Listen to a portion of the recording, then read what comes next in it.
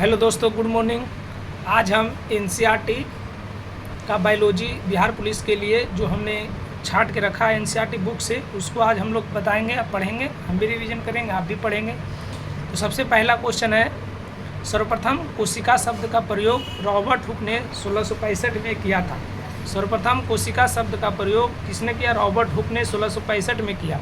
एक कोशिकीय जीव कौन कौन होते हैं? Amoeba, chlamydomonas, paramecium, bacteria. ये एक कोशिकीय जीव का उदाहरण है। सर्वप्रथम स्वतंत्र रूप से जीवित कोशिका का पता हुक ने 1674 में लगाया। कोशिका के अंदर केंद्रक होता है, या किसने बताया? रॉबर्ट ब्राउन ने 1831 ईस्वी में।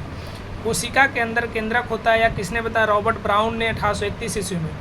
कोशिका में तरल जैविक पदार्थ होते हैं जिसे जीव द्रव्य कहा जाता है, या जेई प्रोकंज ने 1839 में बताया था।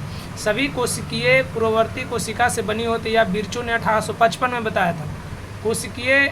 कोशिकांग कोशिका का एक विशिष्ट घटक है जिसे एक कोशिका जीवित रहकर सभी कार्य करती है। कोशिकांग क्या? कोशिका का एक विशिष्ट घटक है जिसे जीवित कोशिका रहकर सभी कार्य करती है। कोशिकांग से मिलकर कोशिका बनती है। कोशिकांग से मिलकर क्या बनती है? कोशिका मिलती है। कोशिका की सबसे बाहरी परत को क्या बोलते हैं? प्लेज्मा झिल्ली। उसके बाद आप देखेंगे, कोशिका झिल्ली लचीला होती है और कार्बनिक अणुओं जैसे लिपिड और प्रोटीन की बनी होती है। कोशिका झिल्ली लचीली होती है और कार्बनिक अणुओं जैसे लिपिड और प्रोटीन से बनी होती है। कोशिका झिल्ली एक कोशिकीय जीव में के भोजन में सहायक होती है। कोशिका झिल्ली जो होती है कोशिकीय जीव के भोजन में सहायक होती है, जिसे एंडोसाइटोसिस कहा जाता है। जिसे क्या कहा जाता है? एंडोसाइटोसिस कहा जाता है। पादप कोशिकाओं में कोशिका भित्ति होती है जो सेलुलोज की बनी होती है। पादप कोशिका में कोशिका भित्ति होती है जो सेलुलोज की बनी होती है। केंद्रक में क्रोमोसोम होती है। केंद्रक में क्या होती है? क्रोमोसोम होती है। क्रोमोसोम में आनुवांशिक गुणों की सूचना होती है जो माता पिता से डीएनए अणु के रूप में अगले संतति अपने संतान में जाता है। क्रोमोसोम डीएनए तथा प्रोटीन से बनी होती है। क्रोमोसोम क्या चीज़ से बनी होती है? डीएनए तथा प्रोटीन से। डीएनए अणु में कोशिका निर्माण एवं संगठन की सभी सूचनाएं होती है। डीएनए अणु में कोशिका निर्माण एवं संगठन की सभी सूचनाएं होती है।